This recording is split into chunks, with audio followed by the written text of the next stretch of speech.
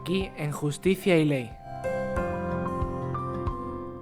En Intereconomía Radio Sevilla. 102.7 FM. Con Rosalía Pascuas.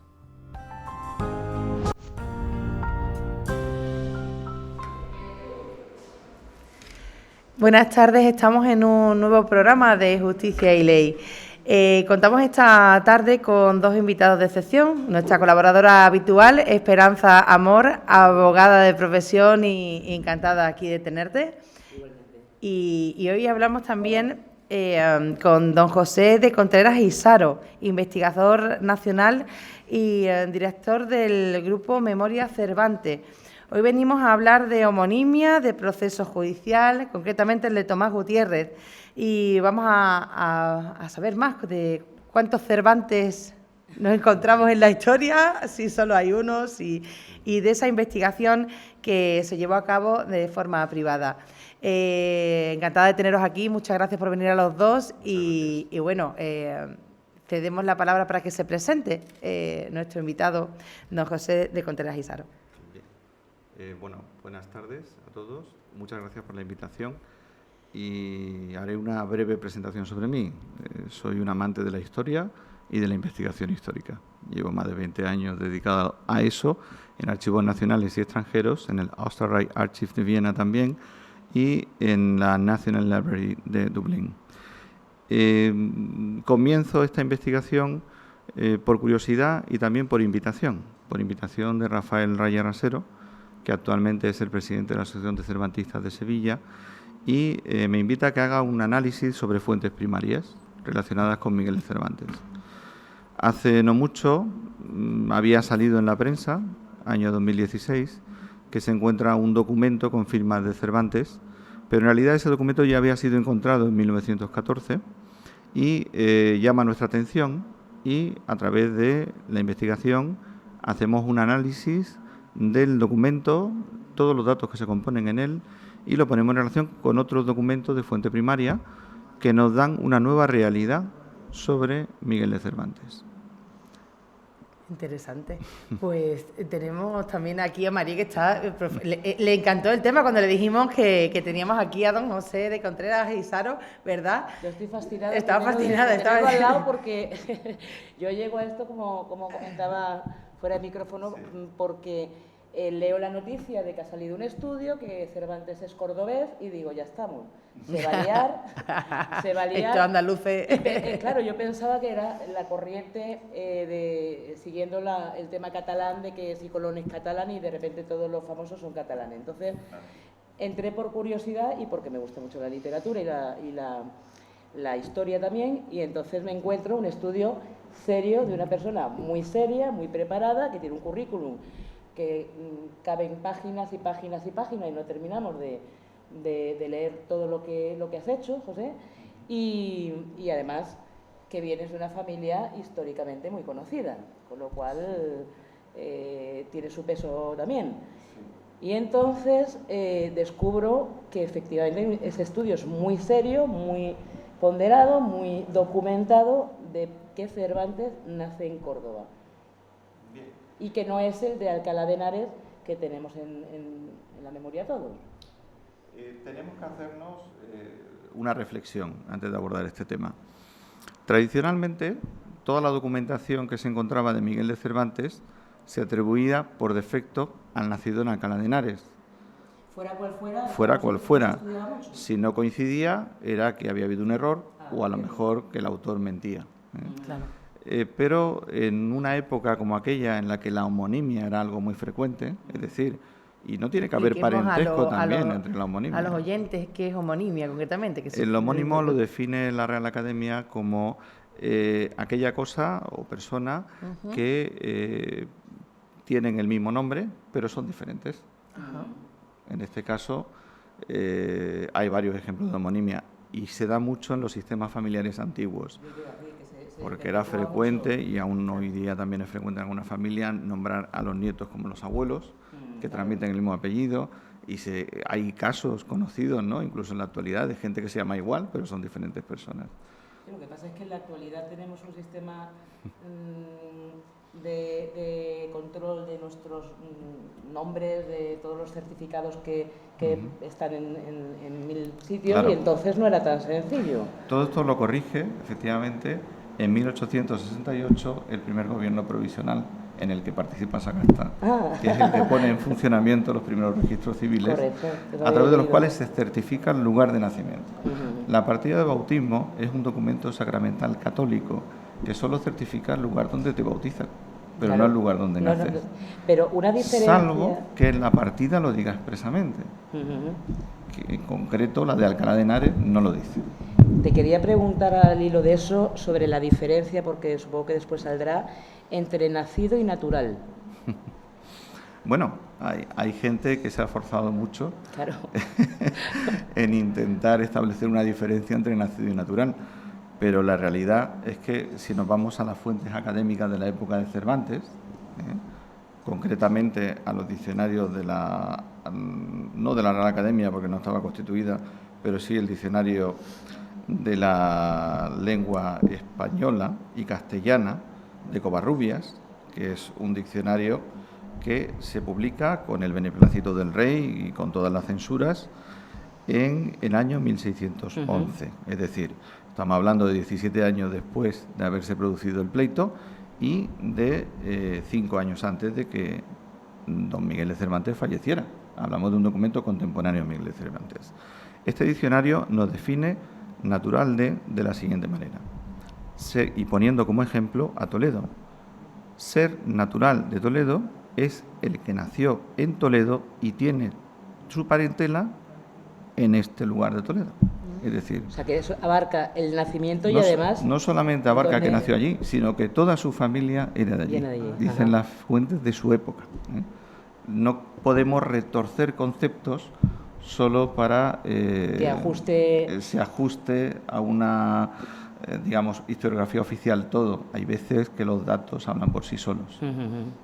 Y en el proceso que da origen a... Tomás Gutiérrez, ¿no? En el proceso Exactamente. judicial de Tomás, Tomás Gutiérrez. ¿Qué Tenemos- sucede ahí? Tenemos que montarnos en la época de Tomás Gutiérrez. Tomás Gutiérrez es un cordobés que tiene una casa de posadas en Sevilla, enfrente de la catedral, es una persona bien posicionada socialmente. Él ha conocido a Miguel de Cervantes en 1883. Él ha terminado su vida activa como soldado, él está en Sevilla, está encontrando un lugar que después se le confirmará como recaudador para la Armada, que mantendrá hasta 1588, concretamente la Armada Invencible, y en ese contexto en el que Cervantes viene a Sevilla, es allí donde conoce a Tomás Gutiérrez y tiene un conocimiento de él por 10 años, como testifica en su testimonio. Es decir, desde que se produce el pleito en 1593 hasta 1583, que tiene su primer contacto, es alguien conocido de Miguel de Cervantes. Ujú. Él, además, en su lugar, donde acogía invitados, solía amenizar con obras de teatro. ¿Qué relación, ¿Había alguna relación entre Tomás Gutiérrez y el teatro o la literatura? Sí. O... Tomás Gutiérrez, que tenía una casa de invitados o posada de alto nivel, se hospedaban grandes de España, personas importantes, diplomáticos, les amenizaba su estancia con obras de teatro. Y por eso existía esa relación de Esa conocimiento relación. entre Miguel de Cervantes y Tomás Gutiérrez. Tomás Gutiérrez quiere ser hermano de la Sacramental de la Catedral de Sevilla, que era una cofradía que exigía la limpieza de sangre para pertenecer a ella. Interesante. Sí. Entonces, él, Cosas de la época. sí, la limpieza de sangre no era, como muchos creen, ni se circunscribía al origen étnico de la persona, Ajá. sino que hasta la generación de tus bisabuelos Ajá. hubiera sido cristiano en situación regular dentro de la Iglesia, no hubiera sido penitenciado por el Santo Oficio Interesante. y que gozara de una buena reputación, cosa que era importante en aquella época. ¿Qué ocurre? Pues que la hermandad, por cuestiones que no tienen que ver con este señor, le deniega el acceso y él pide el amparo de la justicia de la Iglesia. Claro, pero una pregunta, porque si él estaba tan bien relacionado, creo recordar, si no me lo corriges, que a él se lo deniegan porque en vez de casa de huéspedes de alta alcurnia, digamos, se lo cogen como si fuera una especie de mancebía, ¿puede ser? O de... Bueno, al pobre hombre lo acusan de todo. De Que todo, si ¿no? era judío converso, que si aquello era, como tú dices, una mancebía, que si las representaciones de teatro eran humillantes y eran denigrantes y que iban contra la dignidad incluso de las personas que iban allí. Bueno, el hombre se ve en la obligación de pedir auxilio de la Iglesia para su defensa e inicia un proceso contra la hermandad. Contra la hermandad. Un proceso para ser readmitido. Proceso judicial. Proceso judicial, con todas las garantías de los procesos de su época y con algo muy importante que era la Santa Inquisición, que tenía Madre ojos mía. en la ciudad. Garantía. No como pasa muchas veces hoy del procedimiento, que los jueces no saben casi nada Correcto. de las personas que intervienen, ¿verdad? Correcto. Pero en aquella época era otra cosa. Había menos población, estaba mayor Y control, y además había una Inquisición que conocía perfectamente quién era quién. ¿Quién era quién, no? Era muy raro pasar desapercibido en Sevilla. Y entonces, en ese contexto tiene lugar el proceso, se presenta como actor Tomás Gutiérrez y a través de su letrado presenta una serie de pruebas que justificarían que él tiene razón frente a la hermandad. Ajá. Las pruebas son testificales y documentales. Las Ajá. documentales son un requerimiento notarial que él manda Interesante. a la hermandad para que tome nota de los oficios de los ilustres hermanos de esa cofradía. Ah, Y entonces descubre que son zapatero, hortelano, carpintero, sombrerero, oficios todos. oficios para comer y vivir, Ajá. pero nada de alcalde de la casa y corte del rey o mayordomo del rey. Ah. Entonces lo segundo que hace es Eso la prueba no le debió testifical. gustar nada a la cofradía, Claro, me supongo, imagínate lo porque- que fue ese requerimiento Madre notarial, mía, ¿no? Claro. Los que le Con iban a el vicario juzgar general haciendo de notario, tomando nota de quién era todo quién, ¿no? aquello. La La segunda acción que hace es la prueba a través del testimonio, la testifical. En ella reúne a varios testigos, entre ellos inquisidores, que se encontraban en Sevilla, que van a testificar a favor de Tomás Gutiérrez, sobre que era una persona honorable, honesta y que para nada estaba metido en todas estas cosas de las que se le acusaba. Entre los testigos figura Miguel de Cervantes y Saavedra, que con ese nombre, apellido Y firma. Y firma. testifica y se ratifica, porque antiguamente en estos procesos, para verificar que era verdad lo que se decía, además de la información que se obtenía extraoficialmente sobre la persona, se contrastaba el testimonio con otro posterior para ver si había la más mínima contradicción. Ahí va. Si había contradicción, se anulaba. Quedaba anulado y tenía alguna repercusión jurídica. Claro, ese testigo ya no servía. También tenía la oportunidad la parte contraria de tachar el testigo. Ok. Si consideraba, como se dice en derecho, ¿verdad? La tacha. La tacha. Como Sí. si se consideraba que, bueno, pues esa persona era amiga, o era compinche, o era familiar, o era enemigo de la parte acusada. Que pudiera tener algún interés, como nos preguntan siempre las Esto normalmente siempre se hacía a través de un formulario interrogatorio y la tercera pregunta hablaba de eso. ¿Existían por entonces las generales de la ley para los Exacto, testigos? efectivamente. Ajá. Se le preguntaba por las generales de la ley. Era Ajá. la tercera pregunta. Es decir, Pues os aunque voy era a tener que procedimiento interrumpir antiguo, porque sí. estamos en directo y Radio impera, es decir, tenemos Sí. que pasar a publicidad. Así que un minutito y volvemos. Muchas gracias.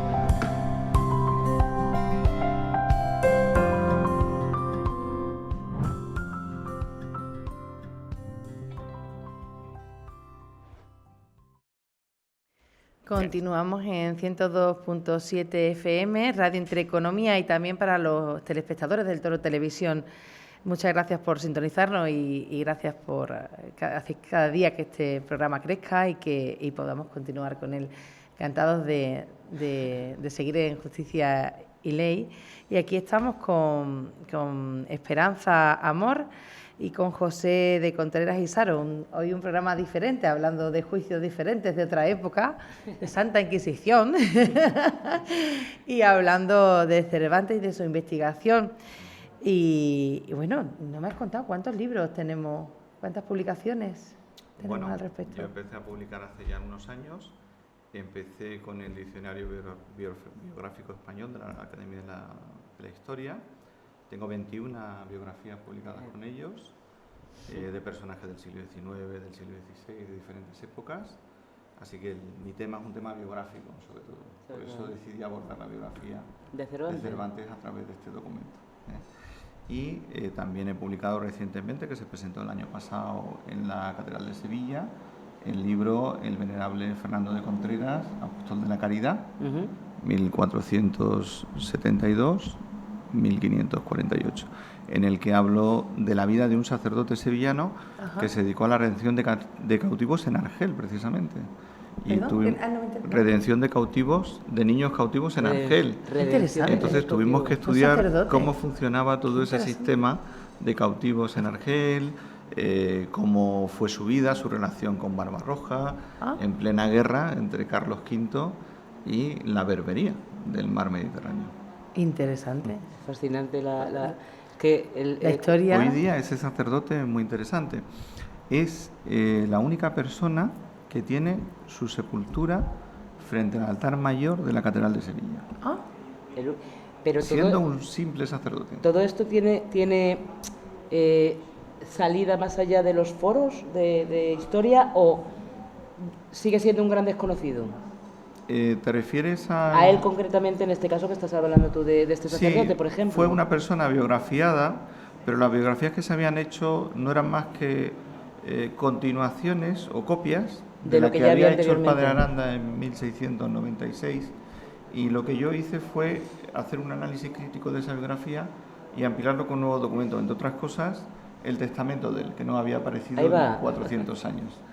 Pudimos incluirlo en el libro. O sea, que consigues documentos que no están muy al alcance, entiendo.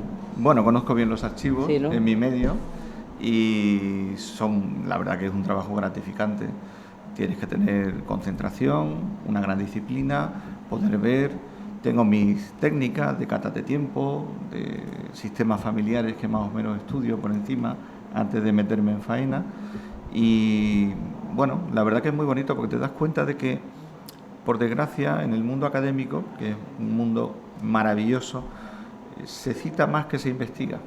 Ajá. Sí, eso he oído en alguna entrevista y he leído en algún foro. Yo tengo una intriga con el documento que aparece respecto a Cervantes, que luego desaparece y aparece 100 años más tarde, más o menos, el de 1914. Si no te importa, voy a terminar de explicaros cómo fue el proceso y ya hablo del documento, cómo desaparece y Vale. aparece después, porque creo que es importante. En él interviene Miguel de Cervantes como testigo. Como os decía, no fue tachado por la parte contraria.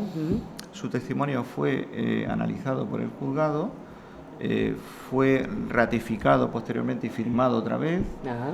y no hay contradicción alguna. Además, en las ordenanzas de Alcalá y de Madrid se establece que cualquier testigo que mienta tenga que ser bien punido y castigado. Es decir, Eso es lo que te iba a decir. y además había otro ingrediente más, la Santa Inquisición. Mentir, el perjuro, era un pecado mortal y era calificado como un delito grave por la Santa Inquisición. Tenías un problema grave. Pero muy grave.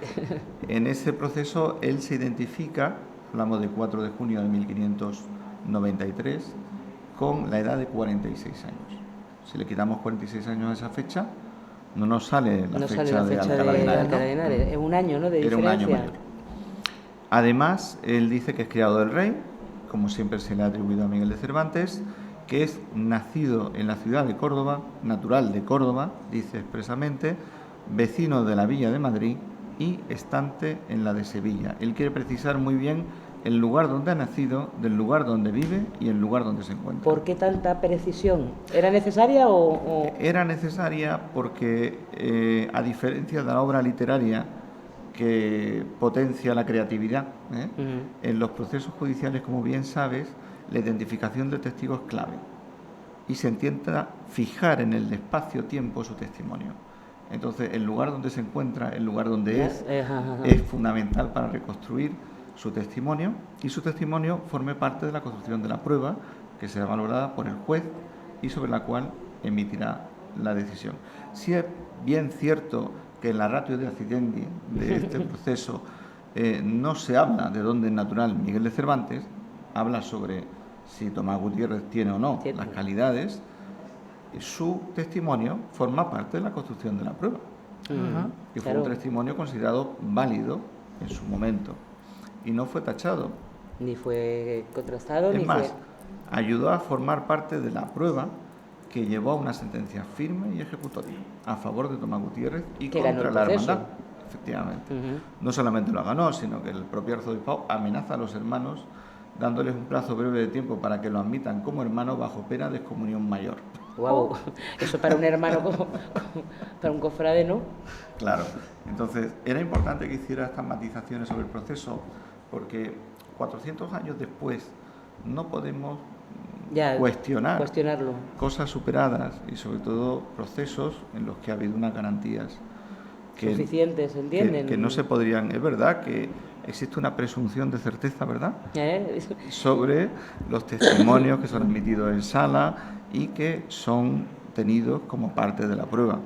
Y, como tú bien sabes, como abogada que eres, esa presunción de certeza o veracidad es una prueba juris tantum. Es decir, solo se podría discutir con otra prueba posterior, no anterior, en el tiempo en el que apareciera la misma persona, es decir, no Miguel de Cervantes, sino Miguel de Cervantes y Saavedra, con la firma lo más parecida o igual posible y que tuviera la misma edad.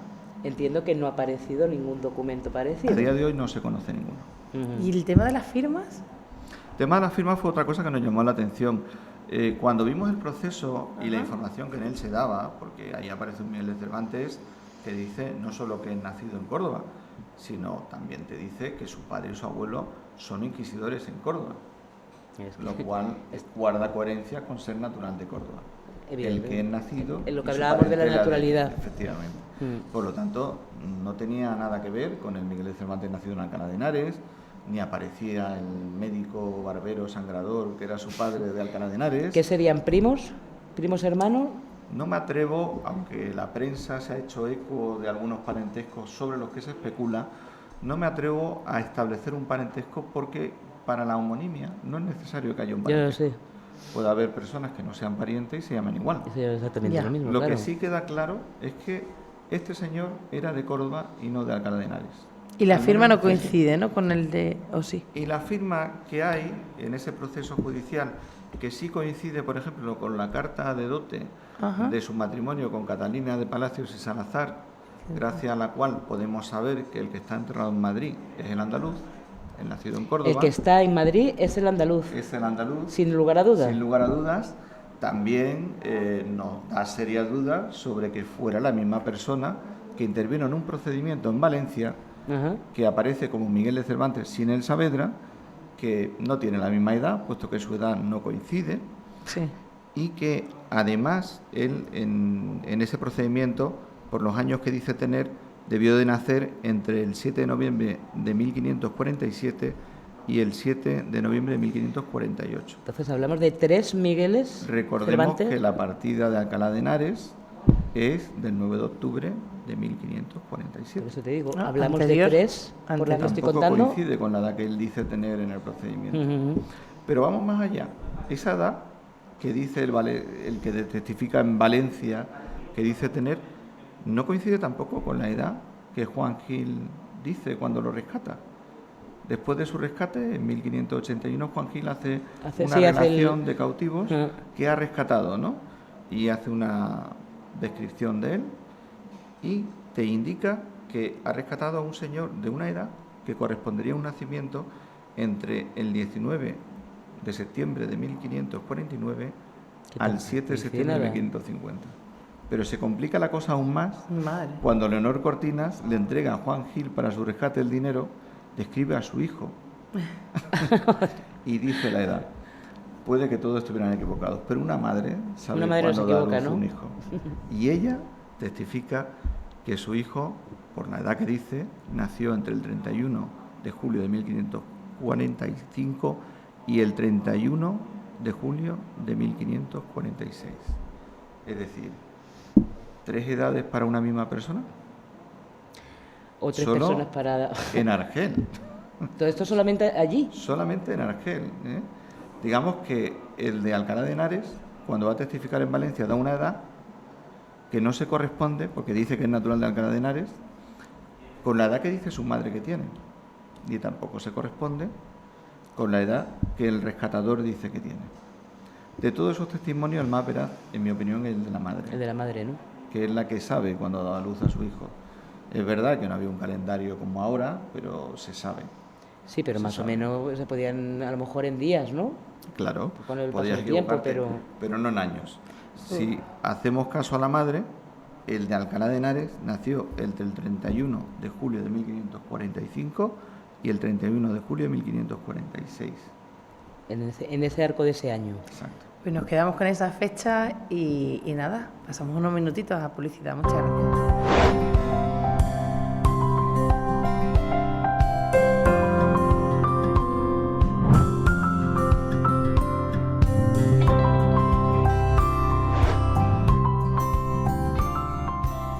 Continuamos en 102.7 FM e igualmente en el Toro Televisión.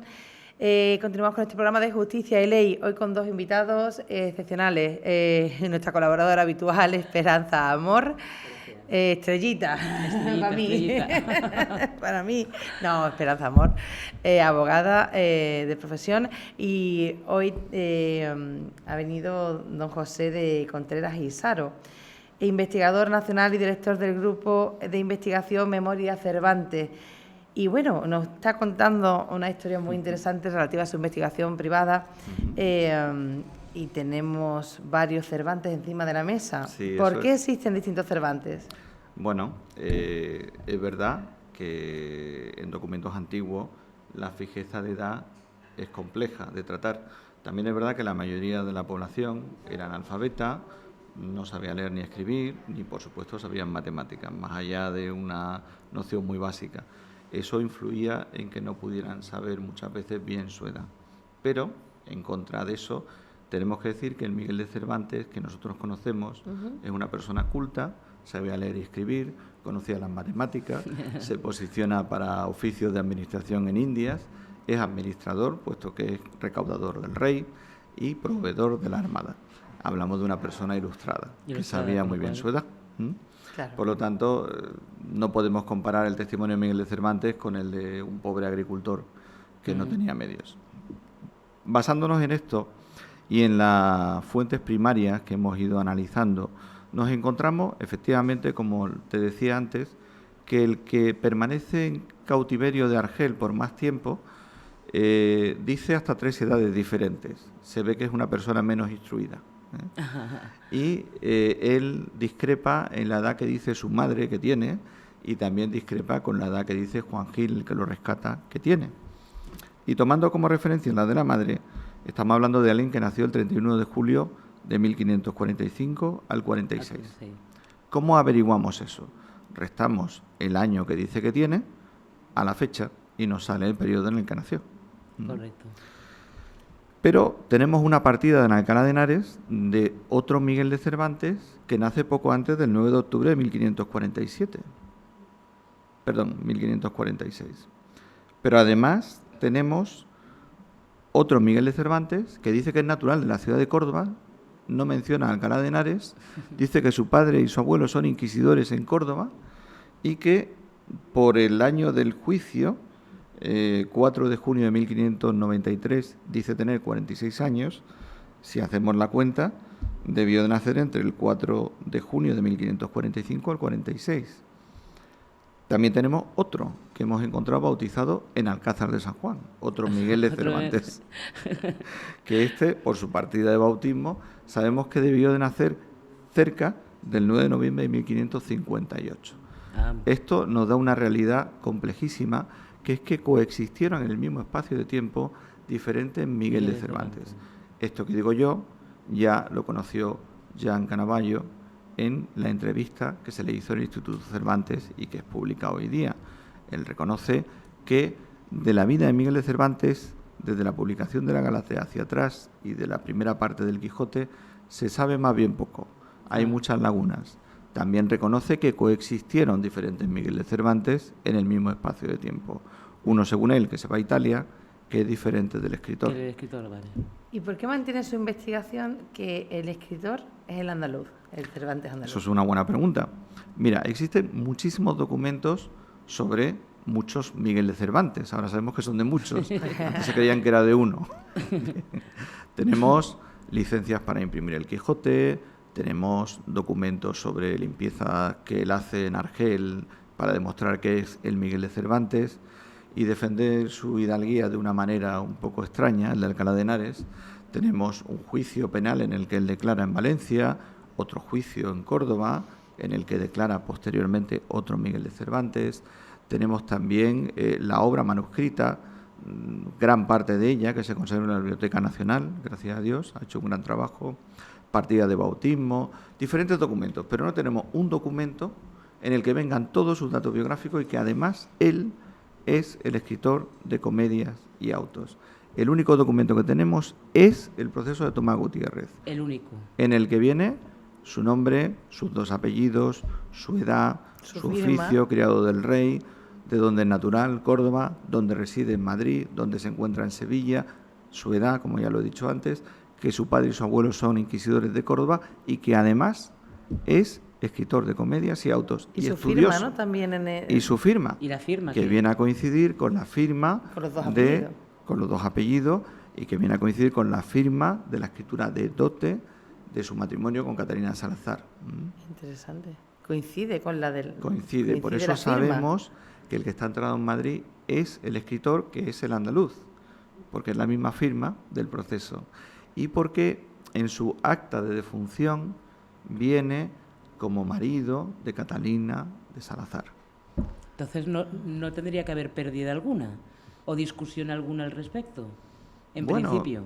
Yo creo que es bueno que el mundo académico haga una reflexión, que el mundo académico documente otras alternativas, pero con la documentación actual realmente no podemos pensar otra cosa más que el escritor es andaluz y además nació en la ciudad de Córdoba y su vida fue quizás diferente en algunos aspectos al de Alcalá de Henares, no solo por su origen familiar o su lugar de nacimiento, ya que el de Alcalá de Henares es hijo de un médico sangrador de Alcalá de Henares, el otro es hijo de un familiar del Santo Oficio de la Inquisición en Córdoba, el de Alcalá de Henares es más humilde, su madre y su hermana tienen que ejercer, como algunos han señalado, incluso la prostitución para poder conseguir medios, mientras que el de Córdoba es un hidalgo, venido a menos, que busca fama y gloria a través del servicio al rey, que reconoce en 1590 que lleva una serie de años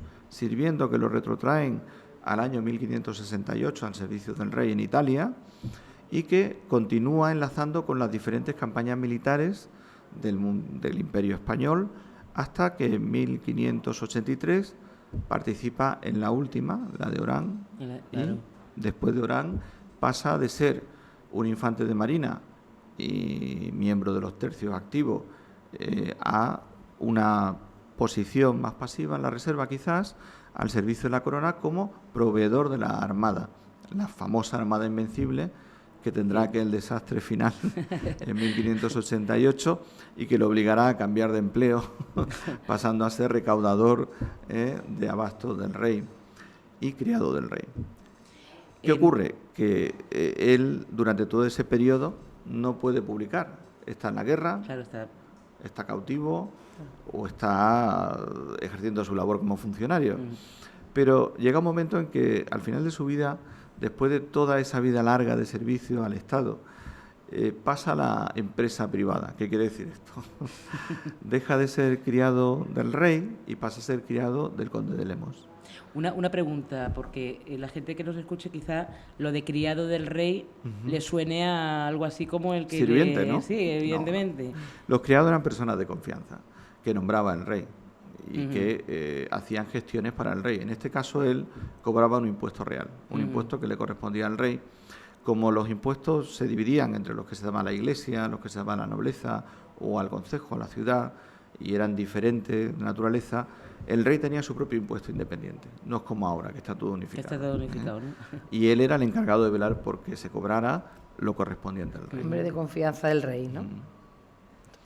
Os decía que pasaba al conde de Lemus, y es entonces, cuando pasa a la empresa privada, cuando se empieza a financiar la publicación de su obra. Y empieza a publicarse toda su obra ininterrumpidamente gracias al poderoso conde de Lemus. Que es el que le protege de alguna manera, sí, y le ayuda. Y había leído en hablando de las firmas que te preguntaba Rosalía, que la firma de este Miguel de Cervantes de Córdoba es la única que evoluciona. Sí, hemos visto que esa firma en diferentes años es bastante similar a la firma que se van empleando, por ejemplo, para la autorización para la impresión del Quijote, o la firma de la Carta de Dote, o otros documentos administrativos en los que aparece. Y sí, es muy similar, tiene algunas diferencias pequeñas, sobre todo en la rúbrica, hay algunos cambios, pero la manera de escribir su nombre siempre es igual. Sin embargo, en otras firmas, que se le han atribuido hasta 9 firmas diferentes al pobre señor. Jesús. Era creativo, pero no para eso. Te iba a decir que... Algunos, bueno, no creo que el príncipe de los ingenios, ¿verdad?, se dedicara a diseñar una firma diferente cada X años, ¿no? Pero sí que es verdad que lo que más llama la atención es la manera de escribir su nombre. La escribe de forma diferente. Las C que emplea, la B de Cervantes es diferente, la N con 2 montañitas y no con una. Y entonces te das cuenta de que hablamos de personas que escribían de manera diferente su nombre. Ya cuando entras en detalle en la cronología y pones esos documentos en relación a la vida del cordobés, te das cuenta claramente que son personas distintas. ¿Por qué? Por ejemplo, el que testifica en el proceso de Valencia en 1590, enero de 1580, me van a matar. Noviembre de 1580, ya me sale la fecha, que según algunos historiadores creen que el 1 de noviembre llega a Valencia, y esto unos días allí. Otros creen que no, que el mismo 7 de noviembre, cuando testifica, es cuando acaba de llegar, en favor de los mallorquines, por una cuestión de un asesinato que se acusa a un señor de allí de haberlo perpetrado, y resulta que la víctima estaba viva y cautiva en Argel, y él era uno de los testigos que había visto a aquel chico, que era un pescador, en Argel, y por lo tanto no se había materializado ese asesinato. Bueno, pues en ese proceso en el que él interviene y dice ser natural de Alcalá de Henares, no de Córdoba, hay un tema importante, que es que él precisa también su edad, y además él hace una firma de un Miguel de Cervantes que no tiene absolutamente nada que ver con las firmas que se conocían. Interesante, don José, pero tenemos que parar unos minutitos. Estamos en directo, en publicidad, y nos vamos unos minutitos. Y aparte, yo entiendo que la firma y la... Continuamos en Justicia y Ley. Ahora introducimos la llamada de Paco Chávez, administrador y dirección de empresas, ¿verdad? Sí. Hoy nos vais a hablar del IRPF y jubilados. Sí. Tema muy interesante. ¿Qué nos tienes que comentar? Pues como actualidad. Los economistas advierten que Hacienda debería devolver de oficio el impuesto del IRPF por las mutualidades a los pensionistas de entre 1967 y 1978. Estos advierten de que este organismo debería devolverlo de oficio a los pensionistas que aportan antiguas mutualidades en IRPF pagados en los últimos años, no prescritos. Según el secretario técnico del REAF, Registro de Economistas Asesores Fiscales, señala que ese es el gran problema, es que no todo el mundo se ha enterado de que puede solicitar lo tributado de más en los últimos 4 años. El Tribunal Supremo abrió la puerta en febrero de 2023 a que los pensionistas que aportaban mutualidades bajaran su declaración al IRPF el 25% de dichas cotizaciones procedentes entre enero de 1967 y diciembre de 1978. Además, en un fallo más reciente del 19 de abril, se dijo que la prestación de aportaciones antes de 1967 estaba 100% exenta de tributación, en la cual se podía reducir en la renta la base imponible de su pensión y recuperar lo pagado de más por IRPF en los últimos 4 años. Por otra parte, la agencia tributaria ya avisa en la campaña de la renta de este año, procedente de 2023, de forma automática esta sentencia. Además, se puede solicitar desde marzo por formulario, a través de su página web, a aquellos que la soliciten, y sin documentación desde 2019 a 2022.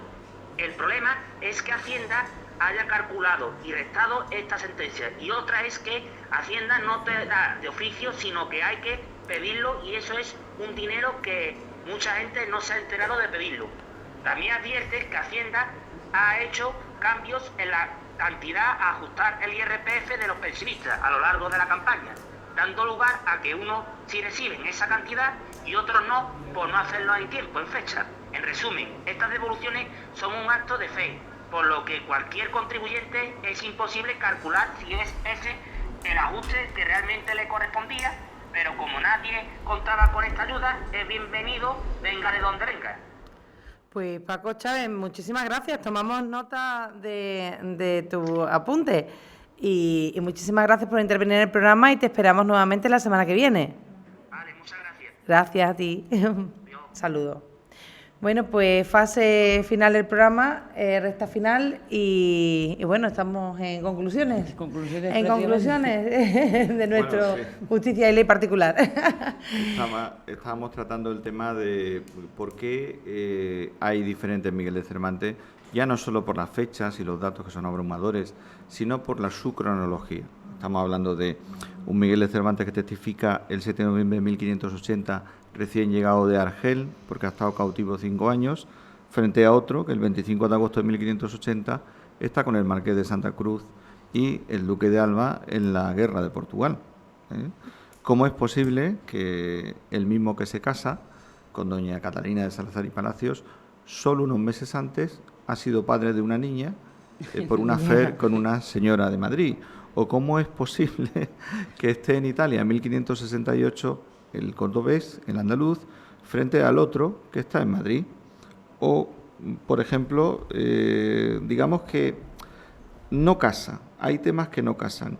¿Cómo es posible que el de Alcalá de Henares, cuando el duque de Sesa escribe su recomendación para poder conseguir fondos para su rescate, el duque de Sesa dice que es una persona enferma, averiada, dañado por la guerra, que quiere volver a su casa porque quiere la Real Merced para retirarse como un veterano de guerra de Alcalá de Henares? Mientras que el otro, el cordobés, sigue hasta 1583 al servicio del ejército. Claro. Hablamos de vidas diferentes y por lo tanto de personas diferentes.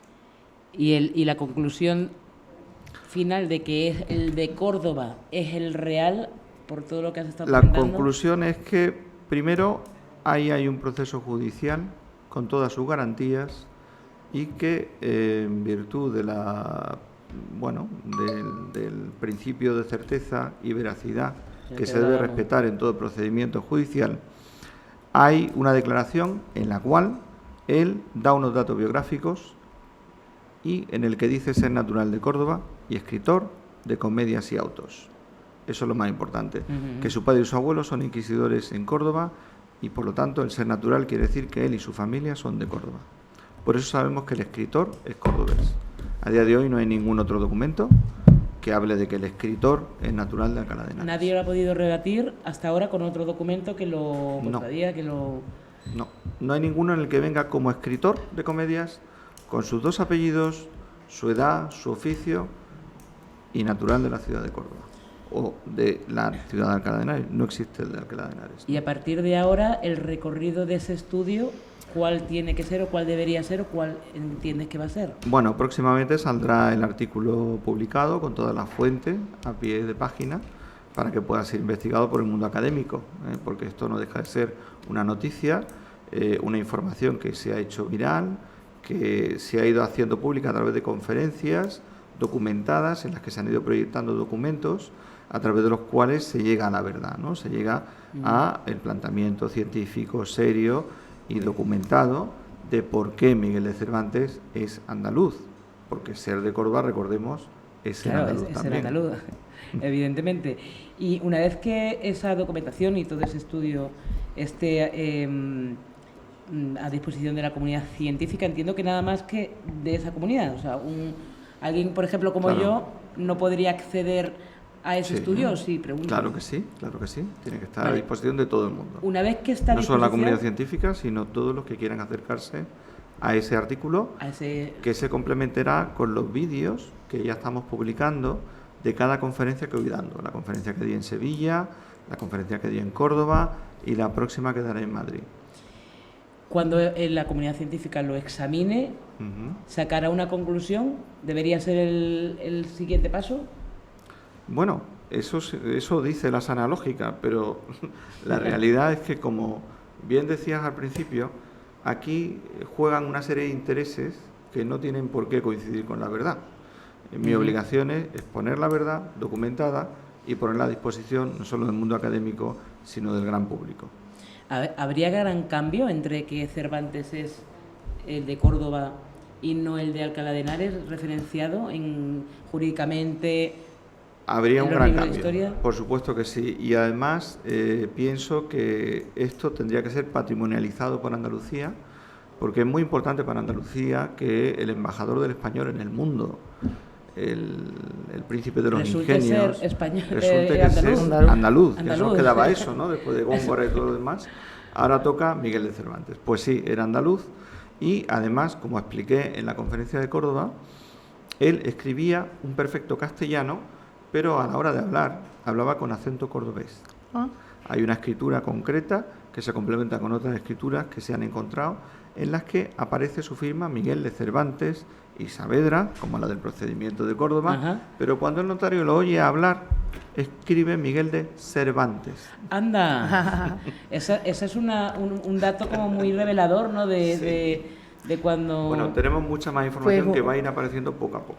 Necesito necesita digerir todo lo ¿no? que ha aparecido. Son casi 2 años de investigación de fuentes primarias, ha aparecido muchísimas cosas muy interesantes. No nos da tiempo nada más que a un titular. ¿Queréis darnos un titular?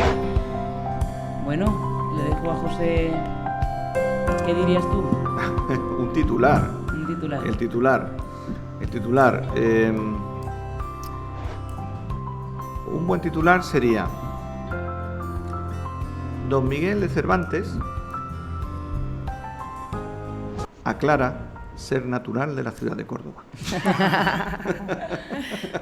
Marie, un minutito. Bueno, yo... Has disfrutado muchísimo con la entrevista, ¿eh? Yo te he dejado porque...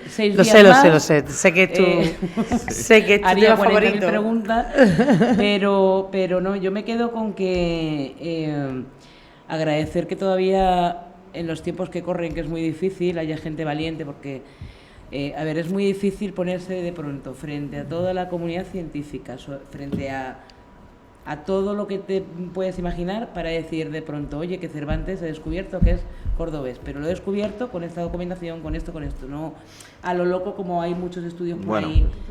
Ahí tengo que corregirte. Yo no lo he descubierto, lo descubrió Adolfo Rodríguez Jurado en 1914. Pero él no salió y tú sí. Bueno, eso Seguimos. Sí. Ay. Terminamos el programa. Ha sido un placer teneros aquí en Justicia y Ley en esta semana. Os esperamos nuevamente la semana que viene. 102.7 FM y El Toro Televisión. Gracias, Esperanza Amor, por otro nuevo programa. Sí, habías disfrutado, Y José de Contreras y Saro, muchas gracias por participar en este programa. Le esperamos una nueva edición. E igualmente, muchísimas gracias al equipo de producción y realización de este programa. Os esperamos la semana que viene.